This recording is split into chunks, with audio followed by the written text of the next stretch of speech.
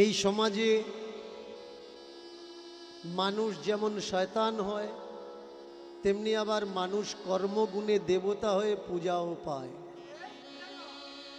একই মানুষ, একই রকম দেখতে, কেউ মানুষের ঘৃণা কুড়াচ্ছে, আবার কেউ বা মানুষ তাকে পূজা করছে। এটা কিসের জন্যে?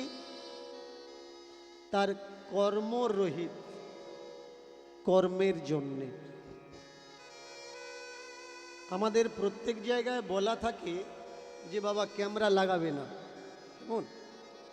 এটা সবাই জানে, আর যারা ক্যামেরা লাগিয়েছে তারাও জানে আমরা কাউকে বসতে দিই না, তবুও লাগিয়েছে, তারা এসছে দূর থেকে। এদের না বসতে দেওয়ার পিছনে কারণ আছে। কারণ ক্যামেরা হচ্ছে থার্ড আইজ, 3 নাম্বার চোখ। যেটা আমাদের সাধারণ চোখে ধরা পড়ে না, সেটা ক্যামেরার চোখে ধরা পড়ে। আর এই ক্যামেরার পিছনে একজন ব্যক্তি দাঁড়িয়ে থাকে, তাকে ক্যামেরাম্যান বলা হয়। এই ক্যামেরাম্যান ইচ্ছা করলে পুরো পৃথিবীর হোল পাল্টে দিতে পারে। কিন্তু যেসব ইউটিউবাররা এখন উঠেছে, এরা চাচ্ছে না যে মানুষ সত্যিটা জানুক, এর জন্য এদের বসতে দিই না। বেকার বসতে দিয়ে লাভ কি? যেমন কিছু কিছু মিডিয়া আছে, তারা গোলামি করছে এখন, তেমনি গোলামি করলে তো হবে না। ক্যামেরার পিছনে ক্যামেরা যে ধরে আছে সে স্বাধীন চেতা, তার নিউট্রাল থাকার দরকার, ফ্রি থাকার দরকার। আমি তোমাদেরকে বলবো, যে মেসেজটা দিলে মানুষ সৎপথে চলবে, তার জীবন সহজ হবে, সেইটুকু দাও। খালি খালি দীনকৃষ্ণ ঠাকুরকে দোষ দিয়ে ভিউজ ইনকাম কামানোর জন্যে কেটে একটা খারাপ পয়েন্ট ছাড়লাম, এটা উচিত না। আজকের কিছু মানুষ দীনকৃষ্ণ ঠাকুরকে গালাগালি করে, শুধু তাকে নয়, তার বাম্মা তুলেও গালাগালি করে। কিন্তু এরকম কোনো মর্দানগি হিম্মতওয়ালা মানুষ আমি এখনো পাইনি যে আমার সঙ্গে বসে শাস্ত্র নিয়ে আলোচনা করবে। এটাই বড় নরমের জায়গা, বড় ভাবার জায়গা। বড় বড় কীর্তনিয়া আছে যারা আমার নামে পিছনে নিন্দা করে, কিন্তু আমার নাম শুনলে প্যান্টে পেশাব করে ফেলে। ও আছে, যাবে না কেন ভাই? আসবে না। আমি যদি খারাপ বলে থাকি তো সেখানে তো তোমাদের থাকার দরকার, তোমাদের সেখানে থেকে মানুষকে বুঝিয়ে দেওয়ার দরকার যে দীনকৃষ্ণ ঠাকুর তুমি এইটা ভুল কথা বলেছ, এটা ঠিক না। কিছুদিন আগে আপনাদের এই এরিয়ার একটা ইউটিউবার একটা ভিডিও কাট করে ছেড়েছিল, কৃষ্ণ ভগবান না কৃষ্ণ অসুর। ভালো করে মন দিয়ে শুনবেন। এর জন্য আমি বলি যে সমস্যা থাকলে আসরে এসো। 5 মিনিট কোনো ভিডিও দেখে কখনো বিচার করা যায় না। যেমন 1 কড়া খিচুড়ি রাঁধতে গেলে 75 থেকে 80 গ্রাম ঝালের গুঁড়ো আমরা দিই 1 কড়া খিচুড়ির উপরে, তাহলে ওই ঝালটা কিন্তু কারোর মুখে লাগে না। আর যদি 1 কড়া খিচুড়ির পুরো 75 থেকে 80 গ্রামের ঝালের গুঁড়োটা একজনকে খাওয়ানো হয়, তার তো ঝাল লাগবেই লাগবে। এর জন্য সমস্যা এই জায়গায়, পুরো কীর্তন শুনে আপনাকে বিচার করতে হবে যে দীনকৃষ্ণ ঠাকুর যে কথা বলল ওটা মিথ্যে কথা না ওটা ভুল কথা, ওটা শোনার দরকার আছে নাকি শোনার দরকার নেই, এটাকে জানা লাগে। তাহলে আমরা আজকের প্রথম থেকে আরম্ভ করব মহাপ্রভু এবং ভগবান শ্রীকৃষ্ণের প্রেক্ষাপট। যিনি কৃষ্ণকে, আমরা যারা আজকের এই হরিবাসরে এসে বসেছি লাখো ভক্ত, কৃষ্ণের বায়োডাটা জিজ্ঞাসা করুন, অনেকে বলতে পারবে না। কৃষ্ণকে সে জানে কোত্থেকে?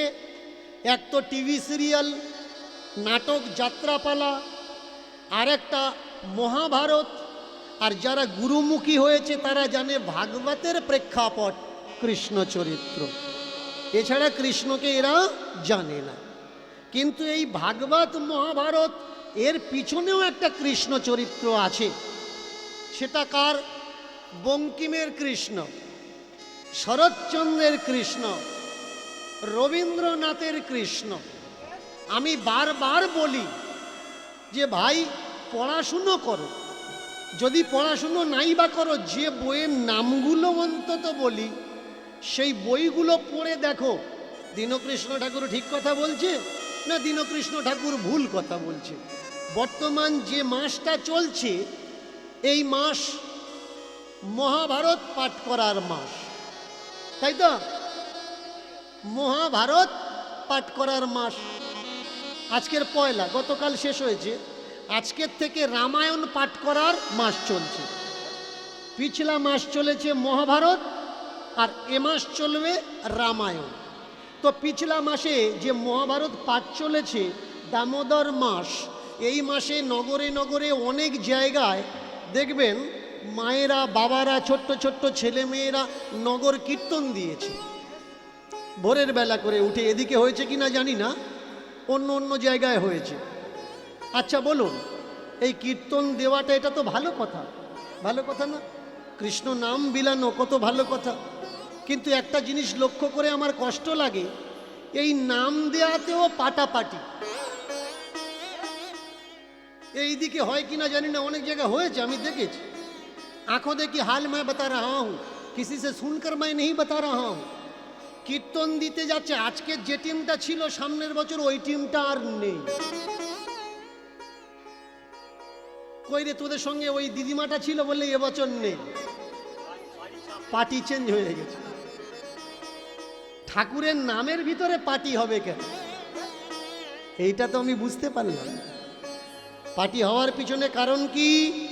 দৃষ্টান্ত মহাভারত। মহাভারতে কটা পার্টি? 3টা পার্টি। একটা পাল্লা, ডান দিক বাঁ দিক আর মাঝখানের দিক। কম হয়েছে না বেশি হয়েছে আমরা বুঝবো কি করে? মাঝখানের যে কাঁটাটা আছে সেটা যেদিকে হিলবে ওদিকে বেশি, বাঁদিকে হিললে বাঁদিকে বেশি, ডান দিকে হিললে ডান দিকে। একটা পাল্লায় 3টে পার্টি, আর একটা মহাভারতে কটা পার্টি? 3টে পার্টি। একটা কুরুক্ষেত্র, আর সেই কুরুক্ষেত্রে একটা কুরু বংশ আর একটা যদু বংশ। তাহলে পাণ্ডু আর কুরু, আর একটাকে যদু। এই যদু বংশের যিনি নেতৃত্ব দিয়েছিলেন সিনিকে ভগবান শ্রীকৃষ্ণ। ইনি হচ্ছেন পাল্লার কাঁটা, যেদিকে হিলে আছে সেই দিকটা বেশি। এবারে বলুন, ভগবান শ্রীকৃষ্ণ যুদ্ধের আগে কথা দিয়েছিলেন যে আমি যুদ্ধ করব না, যুদ্ধে ইনভলভ থাকব না, অস্ত্র ধরব না। কথা রাখতে পেরেছে কি? কথা রাখতে পারে? শুধু তাই নয়, আমরা রামায়ণ আমরা মহাভারত পড়ি, কিন্তু গল্পের সারমর্মটা আমরা কেউ নেওয়ার চেষ্টা করি না। এই দেখুন রামায়ণের প্রেক্ষাপট, রামকে, রাম ব্রহ্মা সনাতন, ব্রহ্মের স্বরূপ রামচন্দ্র। তাহলে রাম যদি ব্রহ্ম হলো, বলুন তো রামের নিজের ভাই, ছোট ভাই বুকে যখন শক্তিশাল লাগলো, রাম সর্বাগ্রে কি করেছে? রাম তো হাত দিলে ঠিক হয়ে যেতে হতো না? যার ছোঁয়াতে শিলা ভাসে তার স্পর্শে কখনো লক্ষণ মরবে, এ কথা মানা যায়। কিন্তু তিনি কি করেছেন? সর্বপ্রথম তিনি বললেন ডাক্তার ডাকো। যে ব্রহ্মা সনাতন তিনি বলছেন অসুবিধা হয়েছে, রোগ এসেছে, ব্যাধি এসেছে, ডাক্তার ডাকো। কোন ডাক্তার ডাকা হলো? রাবণের প্রাইভেট ডাক্তার, যে শুধুমাত্র রাবণের ফ্যামিলিকে ট্রিটমেন্ট করত। নাম কি? সুসেন বৈদ্য।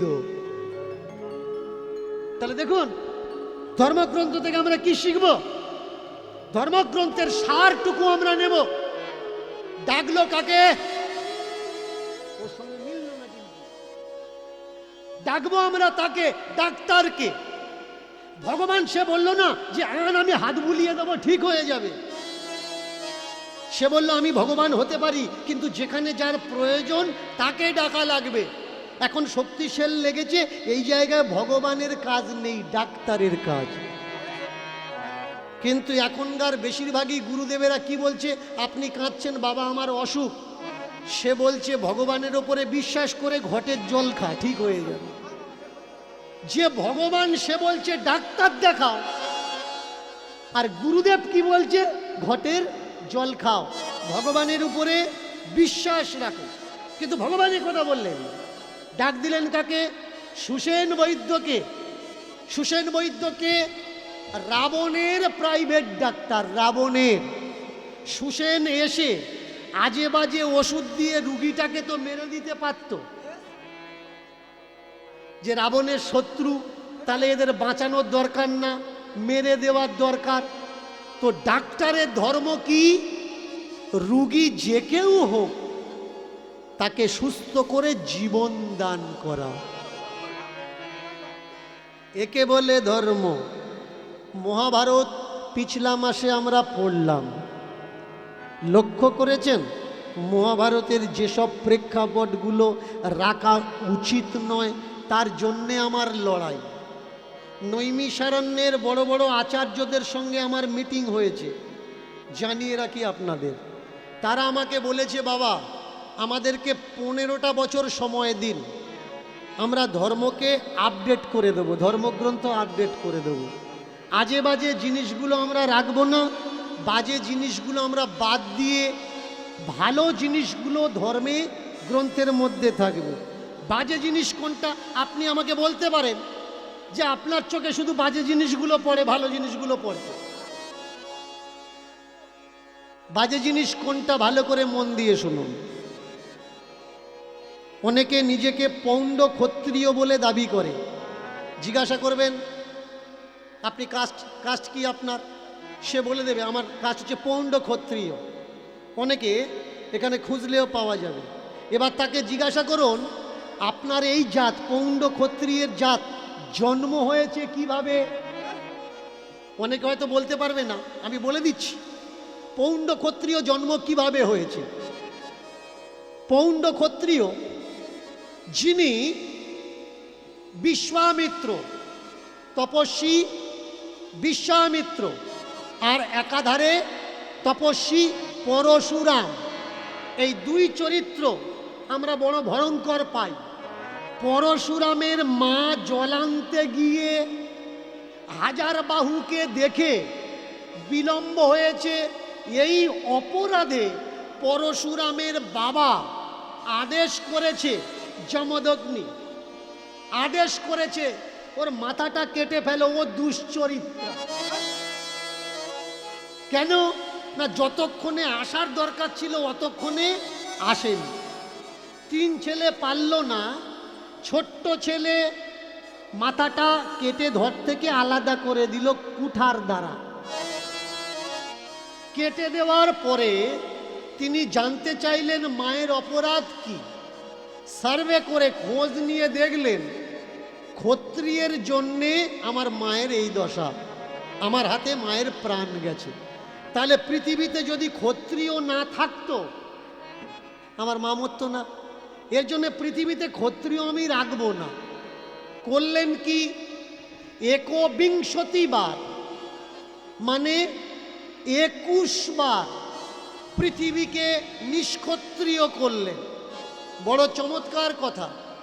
যদি পুরোপুরি শেষ হয়ে যায় প্রথমবারে, তাহলে দ্বিতীয়বার আবার ক্ষত্রিয় আসলো কিভাবে? এটা তো ক্যালকুলেশন করতে হবে, লাগাতে হবে। কিন্তু মহাভারত বলছে 21 বার ব্রাহ্মণ পুত্র ক্ষত্রিয় বিনাশ করল। এইভাবে ক্ষত্রিয়দের ঘরের বউ স্ত্রীগণ তারা কোথায় গেলেন? কামনা চরিতার্থের জন্যে তারা গেলেন ব্রাহ্মণদের ঘরে। ব্রাহ্মণের ঔরসে আর ক্ষত্রাণীর গর্ভে পৌণ্ড ক্ষত্রিয়ের জন্ম। এবার বলুন, আমরা যারা নিজেদেরকে পৌণ্ড ক্ষত্রিয় বলে দাবি করি, কেউ যদি আমাদের বলে তোদের জন্মের ঠিক নেই, আপনি উত্তর দিতে পারবেন তো? আপনি বলবেন কোন আধারে কথাটা বলছো? সে 1 মিনিট বসুন, লাফালাফি করবেন না, এখনো 3 ঘন্টা আছে। অসুবিধে থাকলে বাসায় চলে আসবেন, কীর্তনে ডিস্টার্ব না। আমি খুঁজছি আপনাদের মতো মানুষ। বসুন, চুপচাপ বসুন। এবারে শুনুন, তাহলে ব্রাহ্মণদের ঔরসে ক্ষত্রাণীর গর্ভে কার জন্ম? পৌণ্ড ক্ষত্রিয়। বলুন, এইসব কথা লেখার, এইসব ফাজলামো লেখার কোনো দরকার ছিল? শুধু তাই না, সব থেকে বড় দায় কার ওপরে লাগানো হলো? যারা দোকান করে চুল কাটে, এদেরকে কি বলা হয়? নাই বা প্রামাণিক। তো এই প্রামাণিকের জন্ম কোত্থেকে হয়েছে? প্রামাণিককে জিজ্ঞেস করবেন, বলতে পারবে না। আমি বলে দিচ্ছি, ধর্ম সংজ্ঞা গ্রন্থ দেখে নেবেন, ধর্ম সংজ্ঞা, ধর্ম বিশ্লেষণ, দুটো গ্রন্থ। সেখানে কি বলা হচ্ছে? বৈশ্যের স্ত্রীর গর্ভে ব্রাহ্মণের ঔরসে প্রামাণিকের জন্ম। যত জন্ম কারা দিচ্ছে? ব্রাহ্মণে জন্ম দিচ্ছে।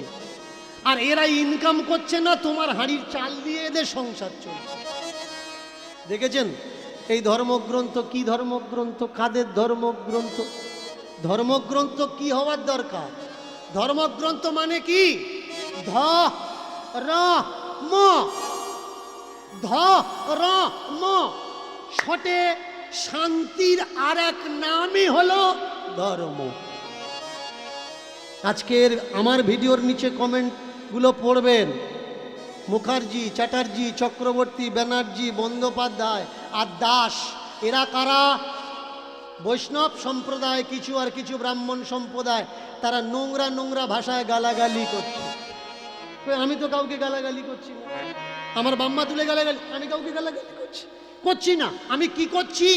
আমি একটা কাজ করেছি, আপনাদের ঘরের নিভে যাওয়া প্রদীপগুলো তেল দিয়ে জ্বালিয়ে দিয়েছি। আজকের এই ভিড় কিসের জন্য জানেন? চেতনা জেগে উঠেছে। আর এই অবদানটা কার? চৈতন্যের অবদান। এটা দীনকৃষ্ণ ঠাকুরের অবদান নয়। এই একই চেতনা দিতে চেয়েছিলেন কে? আমার মহাপ্রভু। কেন মহাপ্রভুর পিছনে ভিড় ছিল? তিনি কৃষ্ণ বলে না,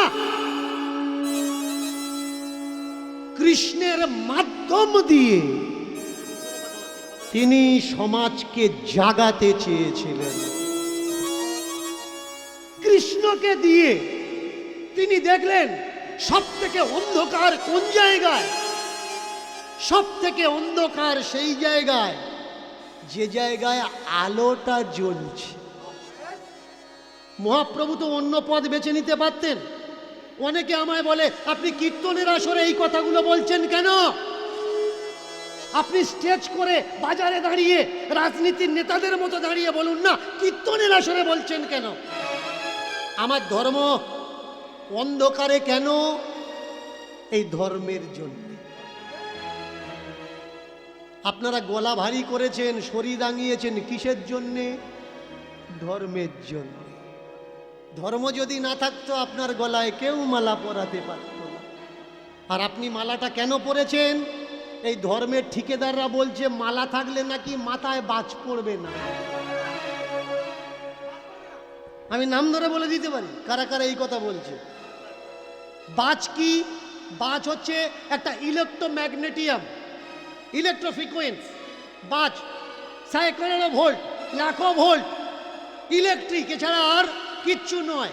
আপনি যদি মনে করেন হ্যাঁ সত্যি তুলসীর মালা গলায় থাকলে মাথায় বাজ পড়বে না, আপনি সোজা চলে যান, তুলসীর মালা গলায় আছে আর ইলেকট্রিক বোর্ডের মধ্যে হাত ঢুকিয়ে দিন, 220 ভোল্ট ঝটকা মারে কি দেখুন। যদি ঝটকা মারে মানে ওর কথা মিথ্যে,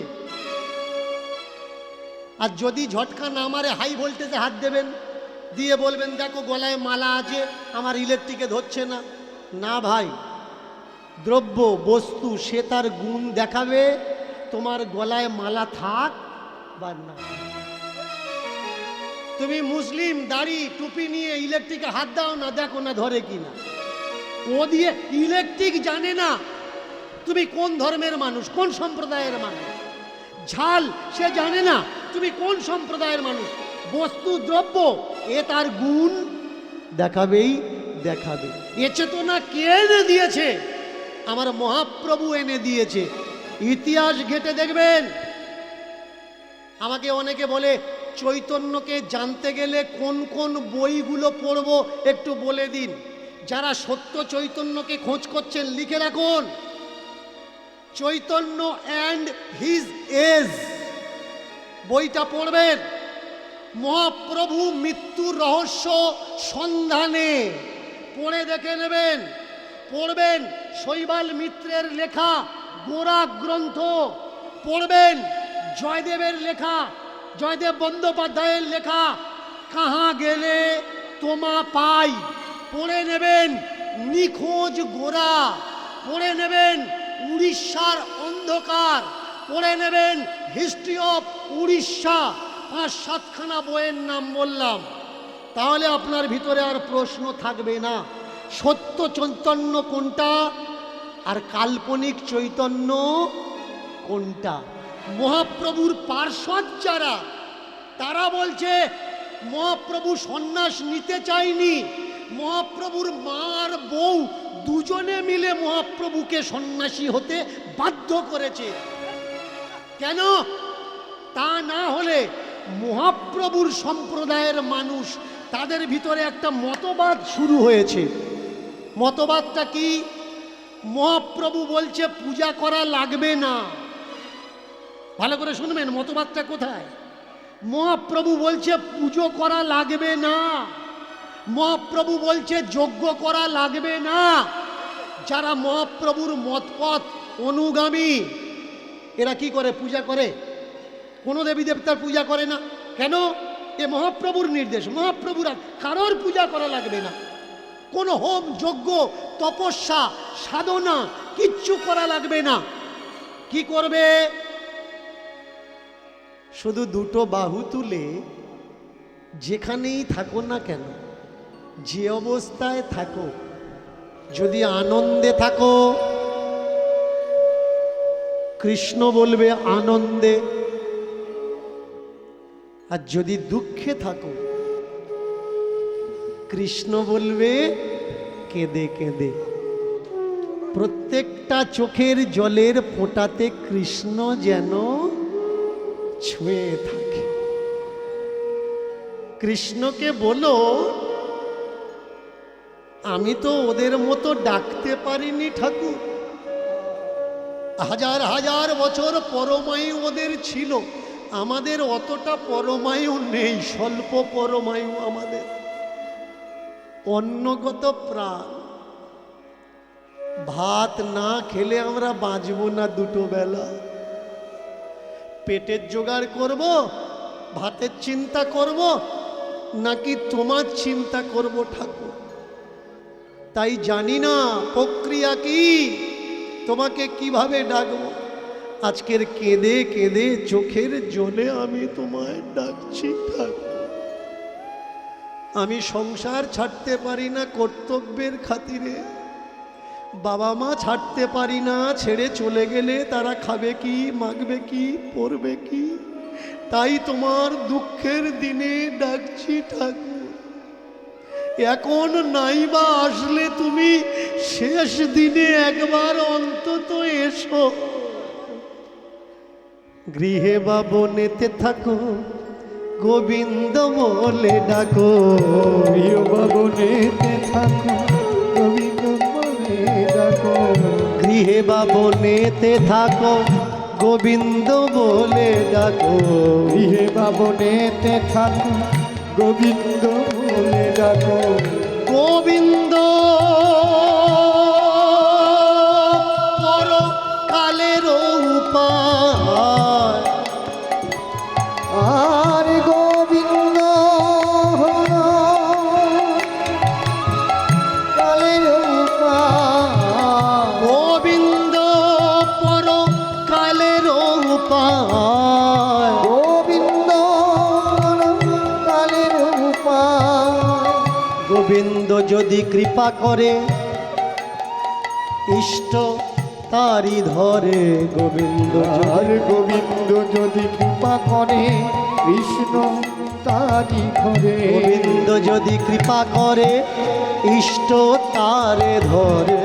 গোবিন্দ যদি কৃপা করে কৃষ্ণ তারি ঘরে গোবিন্দ বিনা গতি নাহি আর, কৃষ্ণ মন, কৃষ্ণ প্রাণ, কৃষ্ণ আমার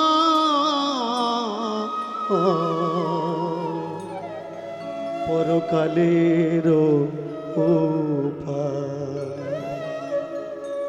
এর জন্য মহাপ্রভুর শত্রু তৈরি হলো। আমরা হাজার হাজার টাকা কামাচ্ছি যজ্ঞ করে, আর এই ছোট্ট ছেলেটা বলে নাকি যজ্ঞ করা লাগবে না। আমরা হাজার হাজার টাকা কামাচ্ছি পূজা পাঠ করে, আর এই বামুনের ঘরের ছেলে হয়েও এ বলছে এসব পূজা পাঠ করা লাগবে না। শত্রু তৈরি হয়ে গেল নদিয়া নবদ্বীপের মাটিতে। ব্যাস, যে মা হয় সে কখনো দেখতে পারে যে তার সামনে তার ছেলেটা মরে যাক। মাই প্রথম নিমাইকে বললেন, নিমাই পালিয়ে যা বাবা, এখানে থাকিস না। তুই থাকলে তোকে মেরে দেবে। তুই বেঁচে থাকলে আমি তো বলতে পারবো, ভাবতে পারবো তুই বেঁচে আছিস। পাবেন কোন বই থেকে? যিনি মহাপ্রভুর বাড়ির চাকর ছিলেন, অদ্বৈত আচার্যের শিষ্য ছিলেন, তার নাম ঈশান।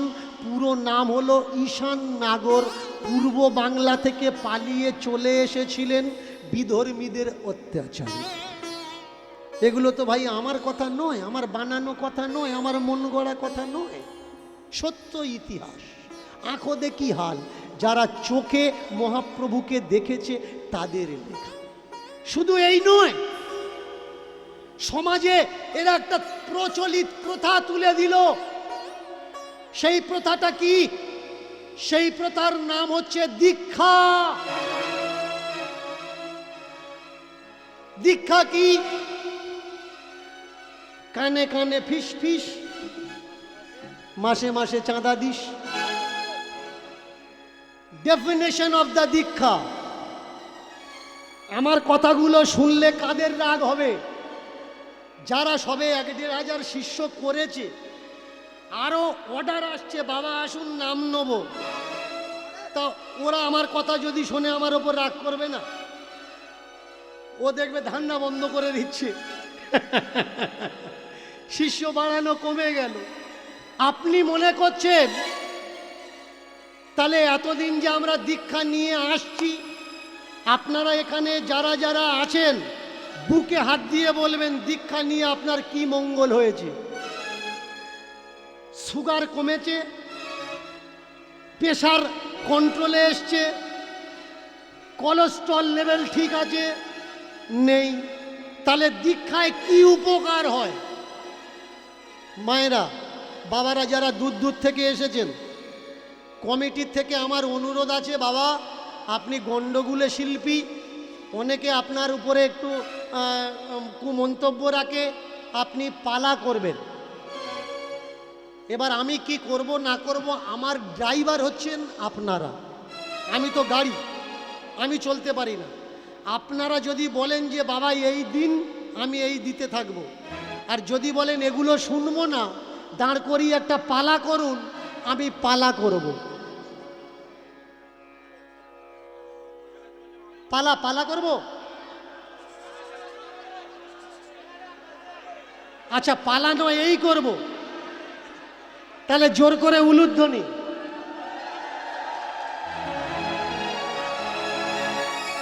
আচ্ছা দুজনের কথা থাক, কেমন? দুজনের কথা থাক, পালার মাধ্যম দিয়ে এই সব করি। তাহলে যারা পালা ভালোবাসে তাদের কাছে পালা থাকলো, আর যারা সত্যকে ভালোবাসে তাদের প্রতি এইসব থাকলো, সব থেকে ভালো হবে। মাঝখান দিয়ে আমরা চলবো।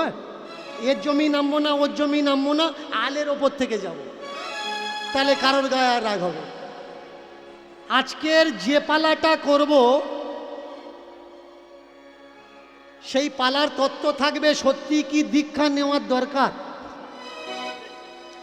অনেকের বাম্মা দেখবেন তার গুরুদেবের কাছে বলে যে আমার ছেলেটা বাবা এমএ পড়ছে, কারোর কথা শোনে না। গুরুদেব আগে বলে দেয় দীক্ষা দিয়েছিস, যে যার ধান্দায় সেই তার। ওর জ্বালায় ও মরছে, ওর ছেলে মেয়ে বাম্মার কথা শুনছে না। গুরুদেবের কাছে আর্জি রেখেছে, গুরুদেব তো কিছু তো বলবে। গুরুদেব বলে দীক্ষা নিয়েছিস? না বাবা। বলে তাহলে হবে না, দীক্ষা দে তবে তো জানবি। আচ্ছা, ওই সকালবেলা যখন আসছিলাম আমার এক ছোট ভাই গান করছিল, বলছিল পেটে বাচ্চা থাকলে যদি পাঁটার মাংস খায় তাহলে ও নাকি পাঁটা হবে। কেমন বলুন তো? পেটে বাচ্চা থাকলে যদি ডেমরে কলা খায় তাহলে কতগুলো দানা হবে? মানে ওর নলেজে যা খাবে তাই হবে, এটা কিন্তু আগে বোঝা লাগবে। তাহলে আজকের সমাজে বর্তমান যুগে সত্যি কি দীক্ষার প্রয়োজন আছে, তার উপরে বেশ করে আজকের লীলা কীর্তন। কীর্তনের নাম কালে খাঁ। ভালো করে শুনবেন, কীর্তনের নাম কালে খাঁ। অনেক কীর্তনীয় আমায় বলে ও যে পালাগুলো করে আমরা 14 পুরুষই শুনিনি। তা তোমার 14 পুরুষ যদি ভক্তদের খোঁজ না রাখে দোষটা কি আমার? পড়াশুনো করবে তাই তো জানতে পারবে। পড়ে নিও। রাজস্থান করলিতে মদন মোহনের মন্দির আছে। মদন মোহনের মন্দির ভালো করে মন দিয়ে শুনবেন। রাজস্থান করলিতে মদন মোহনের মন্দির আছে। আর এই মদন মোহনের মন্দিরে আরতি যখন হয়, এই আরতিতে কালে খাঁর গুণগান করা হয়। খাঁ মানে বুঝতে পারছেন নিশ্চয়ই কোনো ব্রাহ্মণ বা ক্ষত্রিয় বৈশ্য না। খাঁ মানে কে? এ মুসলমান। তাহলে মুসলমান হয়ে ঠাকুরের আরতির সময় তার গুণগান কেন করা হবে? এ বড় চমৎকার। আগে আমরা জেনে নিই করলিতে এই যে রাধা মদন মোহনের মন্দির, এই রাধা মদন মোহন পৌঁছালো কি করে? সত্যযুগ রাজা অম্বরীশ, ভালো করে শুনবেন, সত্যযুগ রাজা অম্বরীশ মদন মোহনের মূর্তি স্বয়ং ব্রহ্ম থেকে পেয়েছেন, পূজা করতেন। এক একটা যুগ চলে গেছে, হিংসার দরুনে কখনো মূর্তি জলে লুকিয়ে রাখা হয়েছে, কখনো মাটিতে লুকিয়ে রাখা হয়েছে। এইভাবে এক একটা যুগ চলে গেছে। এখন এসেছে কলৌ যুগ। বিধর্মীদের অত্যাচারে মূর্তি লুকিয়ে রাখা হয়েছে মাটির ভিতরে। আমার শ্রীমন মহাপ্রভুর তখন জন্ম হয়নি। এই সময় অদ্বৈত আচার্য ইনি এসেছেন বৃন্দাবনের মাটিতে। মন দিয়ে কথাগুলো শুনবেন। বৃন্দাবনের মাটিতে এসে যে বটগাছের নিচে তিনি আশ্রয় নিয়েছেন, এখনো আছে সে বটগাছ। সেই বটগাছের নাম কি? অদ্বৈত বট। এই বটের নিচে বসে উনি ভজনা করতেন। আর দিনের বেলা মথুরাতে গিয়ে মধুকরি করতেন। মধুকরি, ভালো করে শুনবেন, মাধুগিরি নয় কিন্তু। শব্দটা কি? মধুকরি। করে মধু মানে অমৃত নেওয়াকে, ভিক্ষা নেওয়াকে মধুকরি বলা হয়। এই মধুকরি করতেন, খেতেন, বৃন্দাবনে বাস করতেন। আর যখন ঘুমিয়ে পড়তেন ওই বটগাছের তলাতে, স্বপ্ন আসত, এই আমাকে তোল, আমাকে ওঠা। আমরা যখন স্বপ্ন দেখি কি মনে করি? প্রথম মনে করি এটা স্বপ্ন। কিন্তু দ্বিতীয় দিন যদি আবার দেখি, তৃতীয় দিন যদি আবার দেখি, চতুর্থ, পঞ্চম, ষষ্ঠ, সপ্তম, যদি দেখতেই থাকি একই স্বপ্ন, তার মানে কিছু না কিছু ব্যাপার আছে। স্বপ্নের সূত্র কি? স্বপ্নের সূত্র, আমরা এক স্বপ্ন বারবার কোনোদিন দেখি না। আরেকটা মজার ব্যাপার, স্বপ্ন দেখতে দেখতে আমরা ঘুম ভেঙে গেল আমাদের, বাইরের থেকে বাথরুম করে এসে আবার যখন শুই, তার পরের থেকে কিন্তু স্বপ্ন স্টার্ট হয় না। ওটা হতে পারে, আবার অন্য স্বপ্ন আসতে পারে। একটু আগে দেখছিলাম ভালো ভালো খাচ্ছি, পরে আবার বাথরুম থেকে এসে যখন ঘুমালাম দেখছি কেউ যেন আমাকে দাবড়াচ্ছে। দুটো স্বপ্নের ভিতরে কোনো কম্বিনেশন নেই। যাও কিছু আসতে পারে, কিন্তু অদ্বৈতাচার্য ইনি দেখছেন বহুদিন ধরে একই স্বপ্ন। কেউ যেন মাটির নিচ থেকে বলছে, আমাকে তোল, আমাকে তোল, আমাকে তোল। স্বপ্নের ঘোরে আচার্য জিজ্ঞাসা করছে, কে কে কে কে গো তুমি ডাকো বারে বারে, কে গো তুমি ডাকো বারে বারে, কোন জানায় আছো তুমি, জানি না তো হায়, জানি না তো হায়। কোন জানায় আছো তুমি, জানি না তো হায়, জানি না তো হায়। না না না না না না না না না না না না না, কোন জানায় আছো তুমি, জানি না তো হায়, জানি না তো হায়। কোন জানায় আছো তুমি, জানি না তো হায়, জানি না তো হায়। কে তুমি ডাকো আমায়, বলো আছো কোথায়, বলো আছো কোথায়, বলো আছো কোথায়, বলো আছো কে?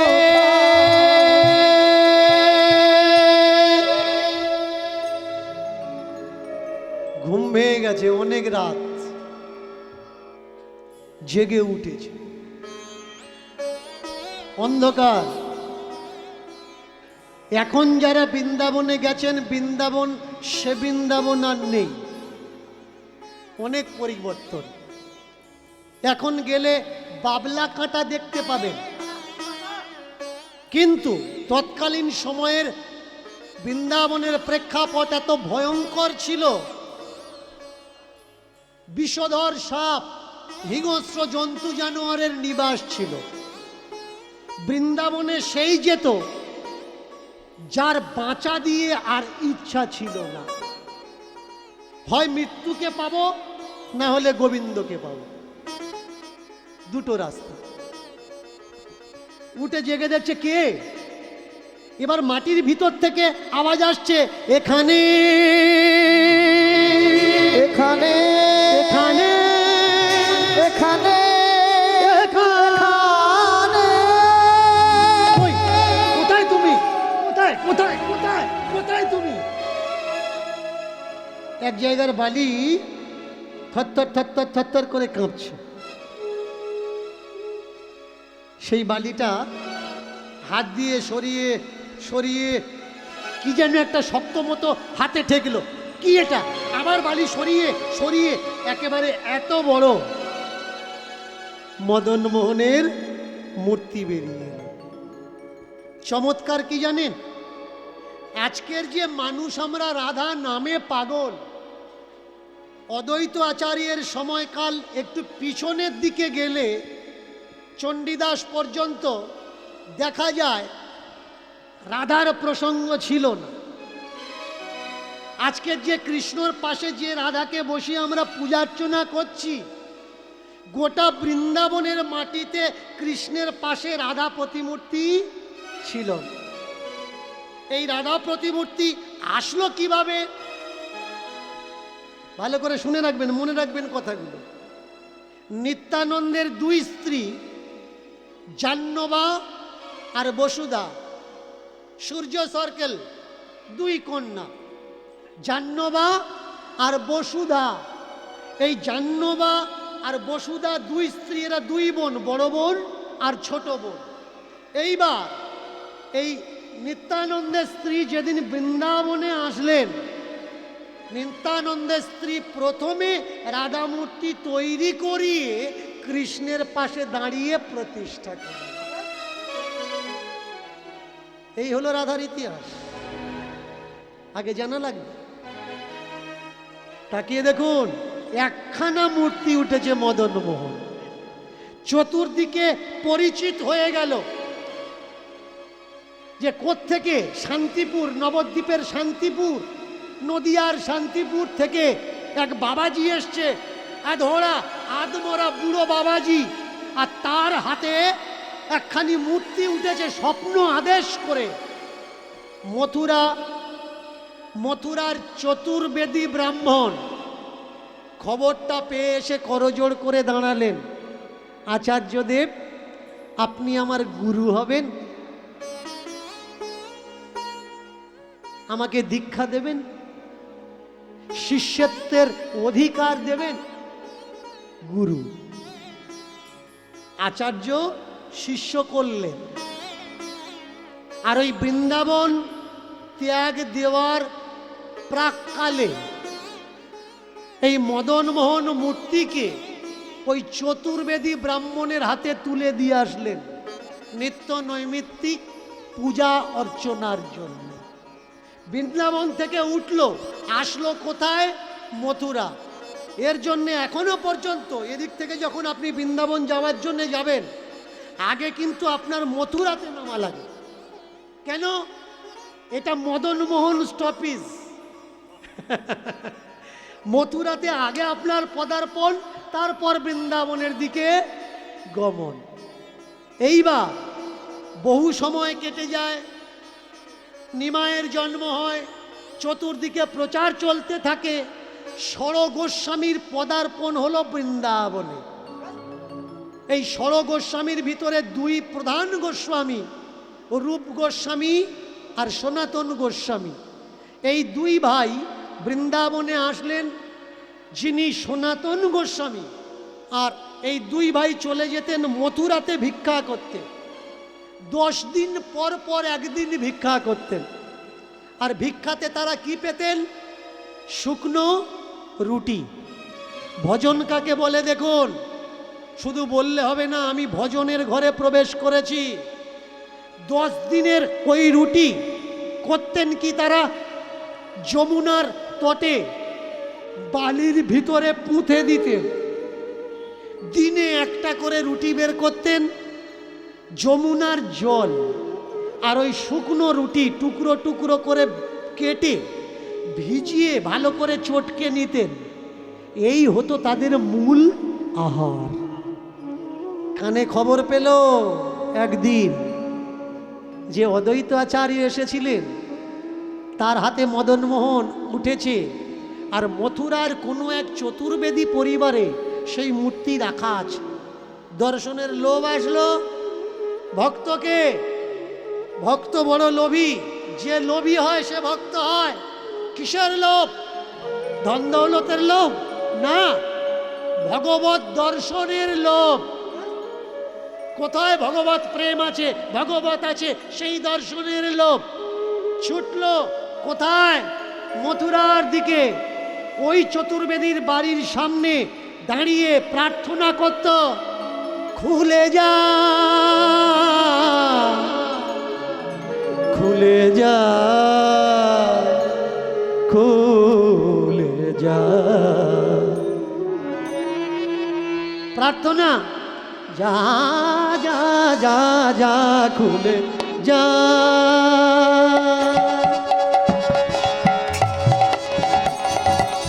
যা যা যা যা,